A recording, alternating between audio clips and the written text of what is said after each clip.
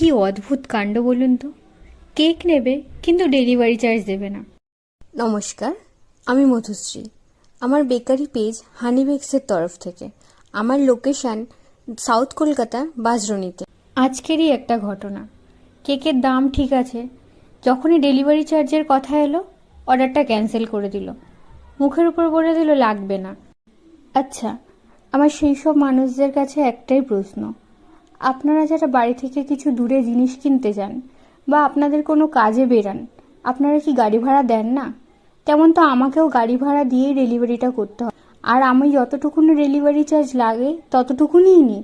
অনেকে তো আবার এমন বলেন, তুমি তো স্কুটি করে আসো তোমার হাজবেন্ডের সাথে, তাহলে ডেলিভারি চার্জের কি দরকার?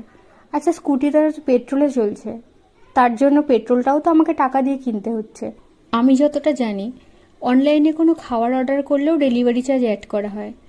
তো প্লিজ ডেলিভারি চার্জটা দেবেন। আমাদেরও তো ভাড়া করে যেতে হয়, বা কোনো দাদাকে পাঠালে তাকেও সেই টাকাটা দিতে হয়। সরি, কথাগুলো বলতে বাধ্য হলাম।